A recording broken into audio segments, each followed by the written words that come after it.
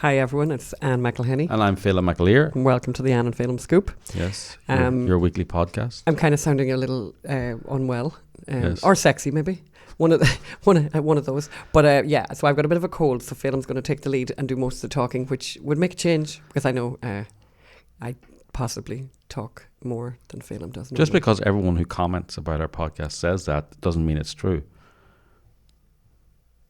That silence is Anne being silent there. I've just got a very bad cold now. Uh-huh. Right. So let's look at what we've got on the program today, on the podcast today. We have Weinstein, our latest the Weinstein podcast. The Weinstein trial is winding up, but we're going to talk about how Weinstein meets the cancel culture and how we should all be worried. We're going to talk about the FBI Lovebirds, how you can see it, where it's going to go, the true story of Lisa Page and Peter Strzok and their plot to overthrow the president. We're going to talk about our Valentine's Day throuple. Yeah. Our throuple. Our throuple. Some of you know what a throuple is, but yes. We'll get there. And if you know what a throuple is, how do you know? And why do you know? And Katie Hill has nothing to do with it. It's No. a throuple. So we had a Valentine's throuple, who our star Valentine's dinner guest. So hang tight for that. And then we're going to talk about Bernie is going to bring in a fracking ban. So we're going to discuss that and where they're all going wrong. So to the program yesterday, we talked to, and we're going to go play some video now. We talked to Professor Dr. Elizabeth Loftus. She recently gave evidence for the defense in the Harvey Weinstein trial. Dr. Loftus is the Distinguished Professor of Psychological Science and Law at UC Irvine, member of the National Academy of Scientists. But honestly, if I was to read her resume here... You'd be here for a week. Be here for a week. She is one of the most accomplished academics in this country. And she's just fascinating. So her expertise is in memory, and it's absolutely extraordinary. And as she says, I mean, one of the things she says is that, she gets on a plane and somebody says, what do you do? And, that kind of thing. And she says, well, I'm a memory expert. And then she said people immediately start saying to her, oh, God, my mother has Alzheimer's, or I can't remember names. And she said that's exactly not anything to do with what she is an expert in. She's an expert, actually, in what you do remember. Yes, and funny, we're going to talk, I should have said at the beginning, we're going to talk and we're going to actually make you think less negatively about Hillary Clinton.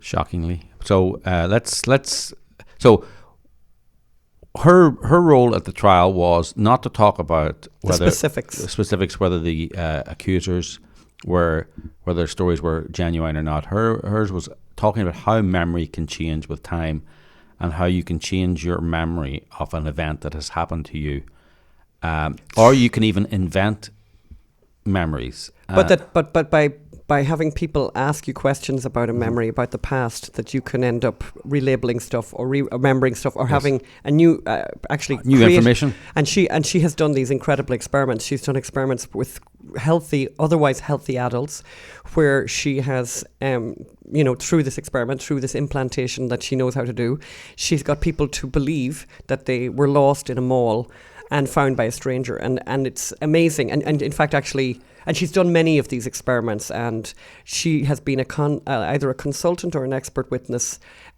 in lots and lots of trials, including most spectacularly, I think, the McMartin preschool in Manhattan Beach, which was an incredible story. There's a satanic panic. There was a whole panic in the 80s about satanic abuse of children. Complete nonsense. And very interestingly, it united the right and left, which is when something unites the right and left, it's not nonsense. A good thing. Because those are two fundamentally opposed views of the world, and if they agree on something, then it's most likely complete nonsense. So she made sure they didn't, after 5 years, that they didn't go to prison. So her big thing is post-event information. So if something happened to you, like Annabella Sciorra, who's one of the Harvey Weinstein accusers, 27 or 28 years ago, she doesn't remember when, post-event information in the media can change your memory of something. If you read lots of things about your event, then you can add details that you got from the media and believe that you remember them. And actually, she made a really good point that I thought was great, was that it's not, the person isn't lying. The person who says this thing happened to them isn't lying. They actually really believe it to be true. And that in fact that they're telling, and this is obviously was significant with the Weinstein trial, is that they're retelling of this past event that maybe didn't happen. They could tell it with a lot of passion. Or if She it said, did happen, and for example, then everyone else thinks it's a negative, like Harvey Weinstein having sexual is a negative. Then you can look back, add a few details, and think it's negative, and it's a genuine feeling, it's a genuine memory in your own brain. The law enforcement can also influence people, and we saw that in the Harvey. She wasn't allowed to comment on the actual accusers, but she talked about how law enforcement questions can prompt you to believe something, and then that can embed in your memory. And there was one woman, and this is a little bit explicit, we'll not go into too much details, one of Weinstein's accusers, there was all this talk about he has deformed genitalia, and she said, no, he hasn't, and the law enforcement kept saying, are you sure? No, he hasn't. And after many prompts by law, oh yes, he has, she suddenly remembered he had. Now, she got it wrong, her description was wrong, but she was prompted by law enforcement so much that in her efforts to please law enforcement, she agreed with them. Same with a therapist. And again, there was a woman, who was it? Who basically, but I mean, her story was that she had gone, that the prosecution had come across her, and that she was unusable. Basically, they decided that she was unusable as a witness in the Harvey Weinstein case because of the fact that her memory was so fragmented. And they wrote that in a letter to her lawyer. We cannot go forward with your case because your memory is too fragmented. However, you might want to go and see this memory specialist, who she did go and see for 55 separate occasions. She had 55 sessions with this memory expert, and lo and behold, she then had a perfectly usable memory that could be used in this case. Yes. So this is the reason I think that Dr. Loftus obviously was asked to come and be an expert witness in this. Again, as Phelim said, she wasn't asked to specifically talk about these cases, but she was asked to talk in general about what can happen. Fascinating witness. If you want to hear the full interview, go to the Harvey Weinstein trial unfiltered. There, it's the latest episode, and there, we talk in detail about this. I think what will interest you is we got on, and suddenly I was sitting in the court listening to her, and I suddenly remembered Hillary Clinton's Bosnia trip. Remember during the election, was it Obama's election or was it the Trump election? She said, I have lots of experience. Yeah, it was the Trump election. I flew into Bosnia under gunfire. Under heavy gunfire. And then the footage arose, and there she was. It was children giving her flowers on the runway, and Chelsea was there. And, it was long after the war, but, that was something where there was a lot of media talk about a war. There was a lot of media talk about her in risky situations. And given what Dr. Loftus said, I looked at that in a different way. So let's hear us and see us interview Dr. Loftus about the Hillary Clinton Bosnia trip. And you may think about Hillary Clinton in a different way. Let's hear that. Well, I know quite a bit about that example with Hillary Clinton, and to her credit, when she was shown photos and videos of that landing in Bosnia that showed that it was a very peaceful greeting ceremony. There were children there. She was with her daughter Chelsea, and but she apologized. Yeah. She said, I had a different memory. Yes. Yeah. And I apologize. Yeah, exactly. Yes. It's interesting. It's interesting. It's interesting, and it is. Suddenly, having had this opportunity to speak to Dr. Loftus, I think it is really interesting that, actually, in fairness to Hillary Clinton, she may actually have strenuously believed that this had happened to her because of a lot of things that were in the media and etc. like that, and she was kind of in the thick of it a little bit. So Dr. Loftus was able to plant. I don't think we discussed this yet. You can hear it all on the Harvey Weinstein trial unfiltered, the podcast that we're doing on the trial. She was able to plant memories in people that she told all these adults that they had rescued a cat when they were young, and I think 30 or 40% of them believed it, and the memory was there, and they were then telling other people about it. She herself, a relative, told her. So she had an personal experience. I mean, very tragically, when she was 14, her mother drowned in the swimming pool, and years later, she was at another relative's. One of her own family members had died, and a 90-year-old, and she was at the funeral, and her uncle said to her, "You, of course, you're the one who found your mother's body," and she didn't remember that at all. She thought it was her aunt. But once he said it to her and she started thinking about it, she started thinking, maybe, actually, And but 3 or 4 days later, he phoned her up and said, I'm wrong, actually. No, it was your aunt. But she realised that he had been, he himself was somebody she loved, somebody she knew really well. Mm-hmm. And the way he said it sort of convincingly, she started to believe it herself. Yes. So it was, she'd had an actual experience of it herself. So... Then, but then we got on to a very interesting. So then this issue. is a little exclusive story we got, and it's very interesting. So she is one of America's top academics, without doubt. She's a national hero, actually, in my opinion, with the McMartin preschool. Well, also, by the way, I think you made the point that there's a Nobel Prize for science, and then next, basically, almost in line to that, is a member of the National Academy of Sciences. It's incredible honour and very, very prestigious, and she's one of them. Yeah. So it was announced on Thursday morning that she was going to be giving evidence in the defence of Harvey Weinstein, for the defence, and coincidentally, on Thursday afternoon, she had been scheduled to give a distinguished lecture at NYU in April, and they wrote to her, and the flight had been bought, and they wrote to her and cancelled the lecture the moment they found out that she was giving evidence. And they cited the reason was let's hear it. Actually, yeah. Well, I had been scheduled to give a distinguished lecture at NYU in April. The plans had been in place for a long time. The airline tickets were purchased. The trip was all planned, and I got an email saying, due to circumstances beyond our control, we have to cancel your lecture. And I have not been able to get an answer as to the reason, but I'm suspicious. Mm-hmm. And the reason I told you two about it is because I thought maybe with your journalistic skills, you can investigate and find out. What is your feeling about what's happened? I think somebody got, scared, or somebody did not like the idea of honoring a Weinstein defense witness with a distinguished lecture exposure or title, or I don't know.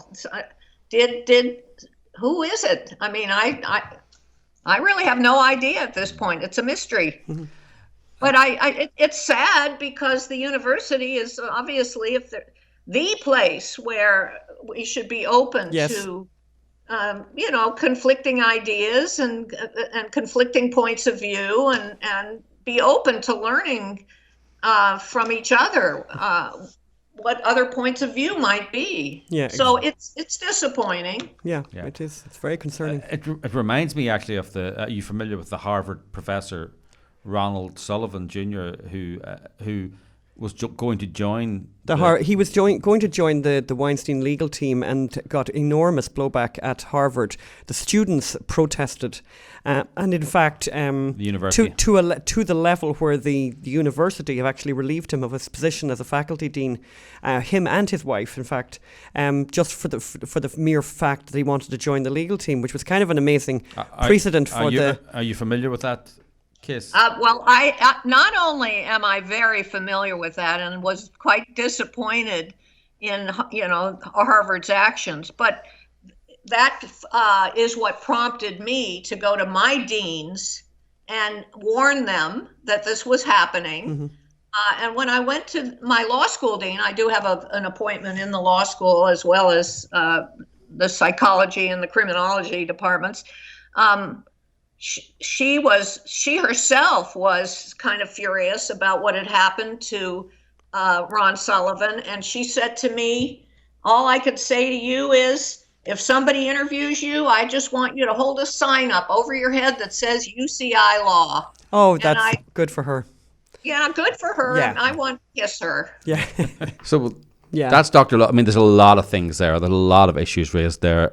You're destroying the university. You're actually leaving people defenseless because academics will no longer give evidence. And Harvard, they're investigating this dean and his wife simply because he wanted to be a lawyer. The law school should take the kids who were protesting in and sit them in a room until they agreed that everyone is entitled to a defense. Absolutely, yeah. That is the first principle of law. And if you don't agree with that, you do not graduate from Harvard Law, because you don't understand what a lawyer is. And it's incredible that Harvard, was bullied by students, particularly given the optics of the fact that this was an African-American man and his wife who were the first African-American faculty deans in Harvard's history, and that the faculty would bow down to entertain these idiot kids, and in fact teach them an incredibly dangerous lesson. Actually, I mean, it's they basically what's that thing that they threw the dummy out of the pram or whatever. They spat the dummy or whatever. They had a little fit. They didn't like this, and so but they got their way. So. It's a dangerous precedent. And we've asked NYU for a comment. They they have declined to comment. And Dr. Loftus has asked them twice now, and they haven't answered her either. So please do tweet that out. Let everyone know about it, because it's the kind of information I think that's what NYU is like. Yeah. So moving on, FBI Lovebirds is coming to CPAC. Very soon, 27th of February. Very exciting. So this is the text messages of Lisa Page and Peter Strzok, as read by Dean Cain and Christy Swanson. As performed, really, actually, by Dean Cain and Christy Swanson. It's a staged reading, but it's a dramatized staged reading. It's great. Let's see the trailer, actually. Yeah. Let's see them in action.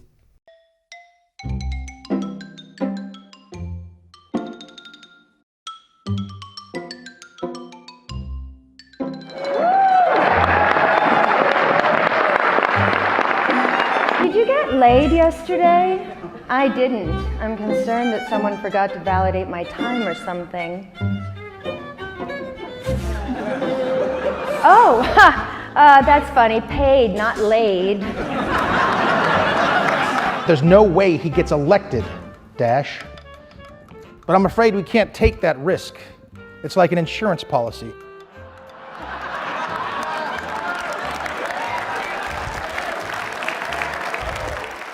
God, Hillary should win 100 million to 0.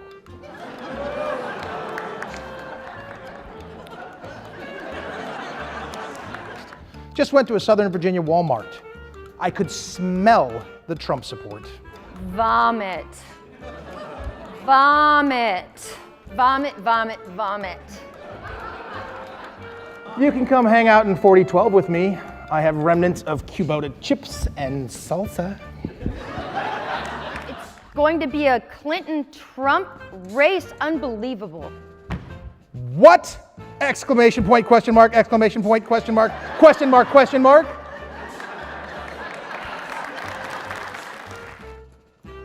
Please don't ever text me again.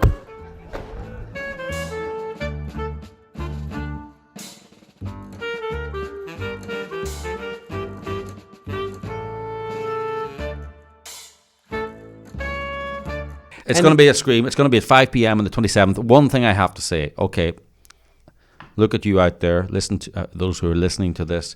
We don't often ask for help, but we need help. We're crowdfunding. It's expensive to take a whole crew over to DC.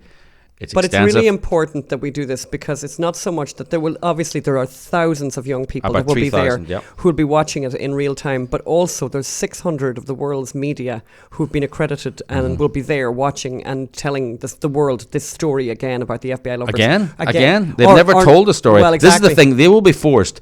They will want to attack it, but they will be forced to address the content of these text messages where basically they're saying, Trump's not going to get elected. No, maybe he is, but we can start the Russia investigation as an insurance policy. I originally wanted to call this play the insurance policy. Yes. Trump's not going to get elected. No, he's not. I'm worried. Don't worry, we will stop it. Yeah. And then they started the Russia collusion hoax. People need to know this calendar. They need to know this is what's happened. So we need help. We're trying to crowdfund. Crowdfunding has been slow. I know the world has been busy, but go to FBILovebirds.com and give what you can. Let me see how much is there at the moment. I think we're we're low, and we should be higher. Yeah. And so we need help. Normally at this stage we should be at 40, 50%. We're not there. So we're behind. So please give what you can. You can get an FBI Lovebirds mug, which I hope we're putting on the screen there. There's all these. You can get the script, but it's important that and you can come to CPAC and you can come to CPAC and meet Dean Kane and Christy Swanson. Yeah. So please give what you can. FBILovebirds.com. Thank you. Thank you. So what are we on to now? So basically Valentine's Day. So we had a very nice Valentine's Day. Here's a photograph of me and Mark Steyn. Yes. But my husband took that photograph. There's a photograph of the three of us now. Yes. So we had very, very kindly, Mark Steyn was in town for Valentine's Day, and we went along to watch him. We were a throuple. We were a throuple. Yes. Just like HGTV. Just like HGTV, which just recently House Hunters. has had a House Hunters episodes with a throuple. Not known is it difficult enough for a couple to decide and agree on what house they'd like to buy, but yes, a throuple. Yes. So, but we had a very, very, very nice evening with Mark, the three of us. We quite a dash out on the town, you know, everyone else. and at the place we went to, really nice restaurant that we went to, there were all these, everything was like a duo of this, a duo of that. Like we wanted to have there was the cod, it was beautiful cod. Or no, it was Dover Sole. And they basically, you couldn't get Dover Sole for one. So Mark and Phelim Mark and I shared a duo of Dover Sole. And we sat opposite each other. And it was beautiful. It's a beautiful thing. So basically the other thing that came up then is just to let people know actually, which we're really pleased about, that we'll be on the Mark Steyn cruise in October, and it's Rome to Rome. I'm putting up the map right there. Yeah. So we're stopping off in Monte Carlo and Provence, Barcelona, Seville, and back again. So it's Mark Steyn, Conrad Black, Douglas Murray is going to be on it, Anne McElhinney is going to be on it, Phelim McAleer is going to be on it. It's going to be, and Michelle Bachman, Tal Bachman, and Andrew Lawton. We're really looking forward to it. And if you want to join the cruise, I think you go to Steyn online, isn't that right? And I think so. It's there. Yeah, if you put in Mark Steyn 2020 cruise, it'll come up. So we're leaving on the 5th of October, back on the 15th of October. So it's 10 days doing the Western Med. Yes. Western Med, which is that the West? Yeah. Yeah, I think the Western Med, because I did the Eastern Med with MRC. With MRC, which was fabulous too. Okay. So moving on to the fracking ban. Unbelievable. Bernie and AOC have put forward legislation to ban fracking. Let's hear Mark Ruffalo talk a little bit about that. I don't think we'll inflict the whole video on them. No, that would be But wrong. I want to show one particular scene. So let's see Mark Ruffalo, the actor, a great genius, talk about that. And let's go. Once again, Bernie Sanders and AOC make history fighting for the people to bring a fracking ban bill to the United States Congress. Woohoo! What we are seeing is large corporations dumping incredibly powerful toxic chemicals into our waterways, into our air, causing very serious health problems. These companies know the harms. We have the science to show that this practice is hurting us. It's killing us, and it's destroying communities. It makes a few people wealthy, and the rest of us are meant to pay for the external damage. It is not a radical idea to believe that in America, when you turn on your water faucet, that the water that comes out is clean and not toxic. So there you go. Going to ban fracking. So they're going to put hundreds of thousands of people out of work in Pennsylvania, hundreds of thousands of people out of work in Ohio. They're going to put gas prices up, oil prices up, and they think they're going to win the election. Maybe they are. Maybe they are. But very interesting. And, I want to end on this. Very interesting that they used... You saw the bit there where the guy lights his water. The guy amazing. This is amazing. This is kind of actually, you know what? It's kind of nostalgic for us actually, Phelim, because we saw that piece of video and we got sort of like a slight tear in our eye because it brought us right back. Right back. That's the guy, Markham, who got us into fracking. We saw that video, and I did a thing. It's a very specialized journalist thing that we shouldn't really be saying on air because it's such a secret. It's a journalist secret. I did a thing called Google. Googling. Phelim did the Googling. So it's Google, Google, right? Look at you. Right. And he went to journalism school. And this is what they taught me. You can do things like Google. And if you put in Markham lighting water on fire, you get a report from the Denver, I believe, Colorado Oil and Gas Commission. And you get a report from the 1970s, decades before fracking ever started, saying there was troublesome amount of methane in their water before fracking started. And there's always been basically troublesome amounts of methane in their water long before fracking. Always, if you are lucky enough to have oil and gas under your land. Can I just interrupt, because this is kind of a thing that I say all the time when I'm asked to speak about fracking around the country. I say to audiences, by the way, if you can light your water on fire, get in touch. We might. We want to buy your mineral rights. We'd really like to buy your house, because there's a lot of oil and gas on it, and sometimes it comes up the easiest way through your water. But that's natural. It's got nothing to do with fracking. So, in fact, fracking actually takes away oil and gas, so it might help that.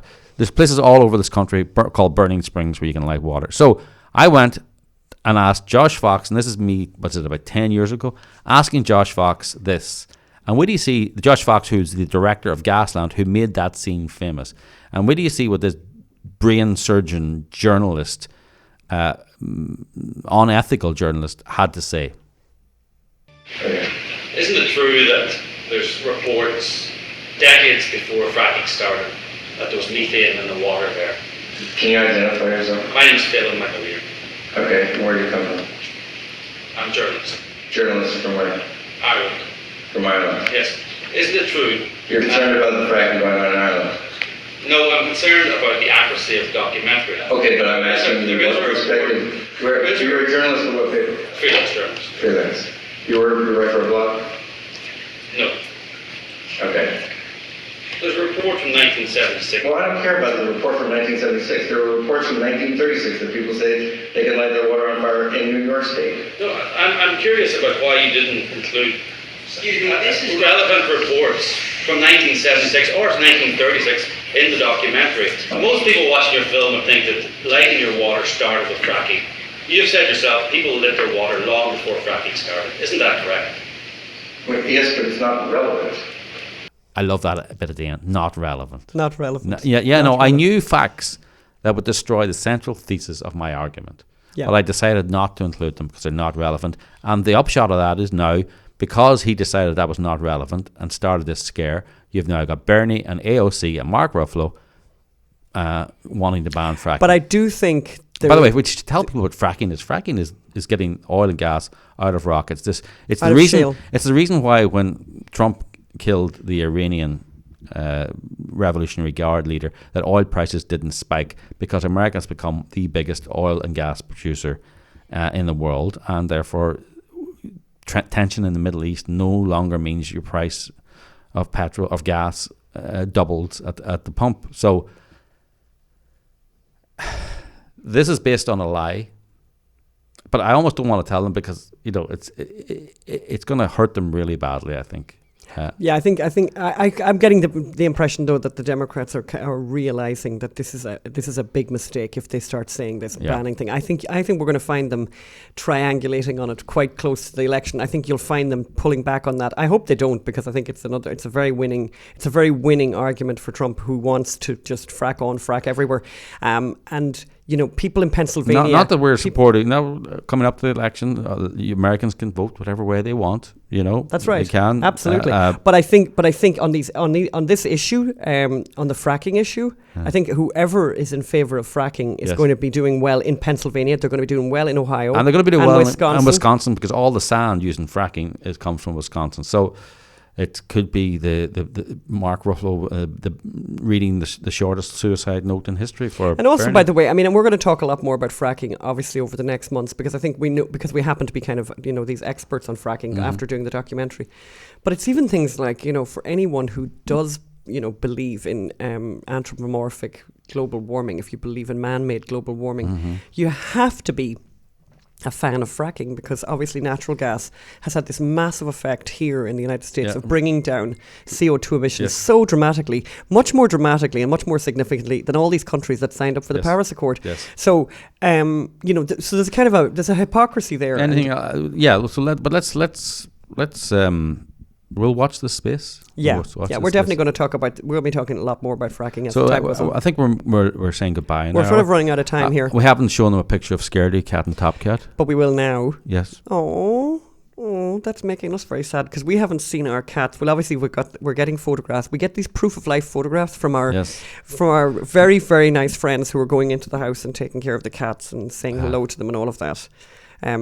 Actually, there was that very funny headline on Drudge the other day. Did you see that, Philip? Scaredy cat. They had a pig. Actually, put that up. We'll put that up. There's a very funny picture. See that cat there? So that's what they're doing with cats in China. I don't exactly know what they're trying to achieve, but it's very scary looking. The name Scaredy cat is... Yeah, we just thought that was a little bit of a steal, really, from our Scaredy cat. Okay.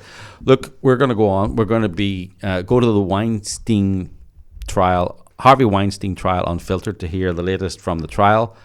Go to FBILovebirds.com to help us bring FBI Lovebirds and get the truth to CPAC. And we'll see you next week. We'll see you next time. Thank you. Bye. Bye.